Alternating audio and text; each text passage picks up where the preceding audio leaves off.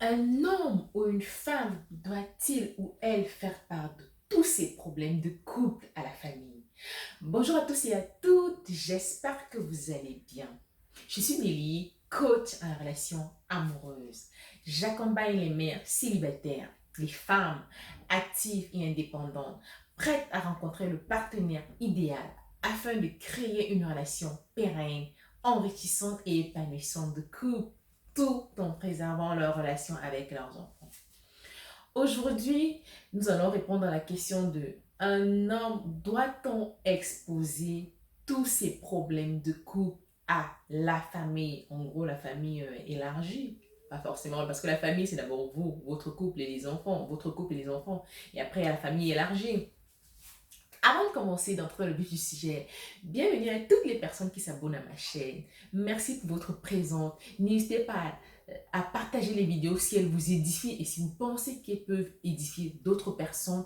Et en vous abonnant, vous serez au courant de toutes les nouvelles pépites de vidéos que je prépare pour vous, que je vais publier pour votre bien-être sentimental. Oui, c'est important de penser à son bien-être sentimental, à construire une relation amoureuse, épanouissante et enrichissante, ou tout simplement à avoir tous les armes, tous les clés pour pouvoir vivre son célibat, pour pouvoir s'aimer soi-même. Ça, c'est très important. Et participer à son bonheur personnellement. Il faut être amoureux déjà de soi, soi-même, avant de pouvoir être amoureux d'une autre personne, pour pouvoir partager les moments de bonheur.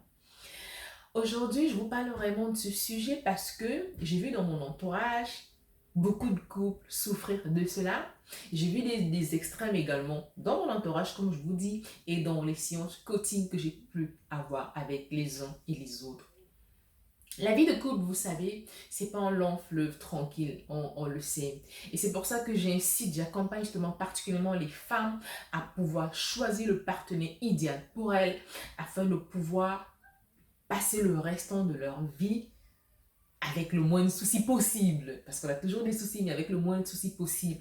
Mais il arrive que dans la vie de couple, euh, il, il faut être à même de gérer vraiment les aléas du quotidien. Alors, certaines personnes choisissent souvent d'en faire part à l'extérieur, à leur famille, hors de leur foyer. Certaines préfèrent souvent garder. Alors, quelle est la meilleure attitude à adopter? Aujourd'hui, en tant que coach, en tant que love coach que je suis, j'aimerais déjà, je vous sollicite, je vous invite toujours à, pour les couples, à vraiment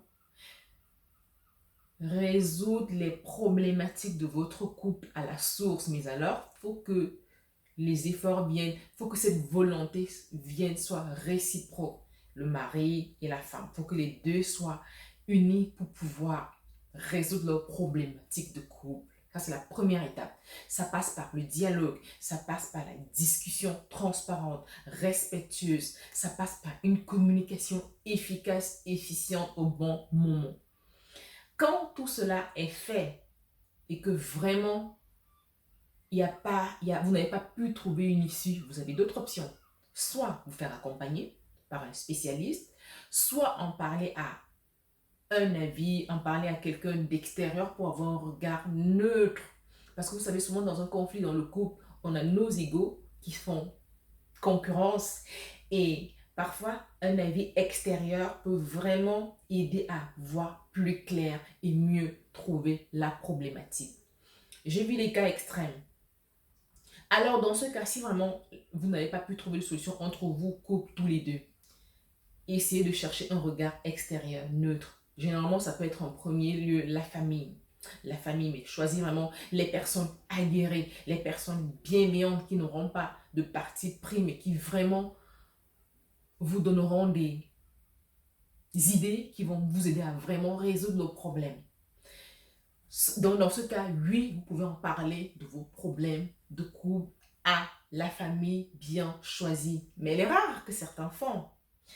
C'est que quand ils vont parler de problèmes, ils vont pour critiquer l'autre partenaire qui est soi-disant à l'origine du problème. C'est l'erreur à faire. Non. Allez chercher ensemble des solutions, pas pour incriminer l'autre. Quand je vous dis, j'ai vu les deux extrêmes. J'ai vu un couple où En l'occurrence, le mari, il allait exposer, critiquer, incriminer sa femme, dire oui, ma femme a fait ci, oui, ma femme a fait ça. Je ne vois pas l'utilité. Pour moi, c'est pas le but, c'est pas le but. Et par contre, j'ai vu l'autre extrémité où le mari, quoi que sa femme ait fait, mais vraiment, c'est la chair. Ça, c'est vraiment. Il sait que sa femme, c'est la chair de sa chair. Donc, sa femme, c'est comme lui, entre guillemets. Quand vous êtes marié, vous formez une seule personne, normalement. Vous formez un couple. Donc, vous devez aller éventuellement pour dire ok, il y a telle situation, ma chérie a fait ci, mon chéri a fait ça. Qu'est-ce que tu penses? Nous avons essayé de faire ci, faire ça, mais le problème n'a pas été résolu.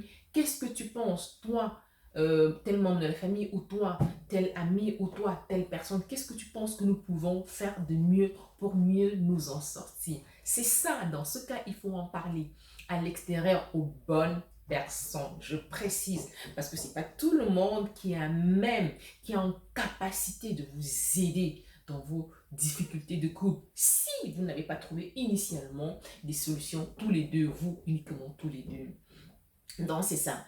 Erreur à ne pas faire quand oui, vous pouvez en parler de votre problème de couple à l'extérieur, si et seulement si vous n'avez pas trouvé de solution avant, mais sans dans le but vraiment de trouver des solutions, sans incriminer, sans accuser votre partenaire.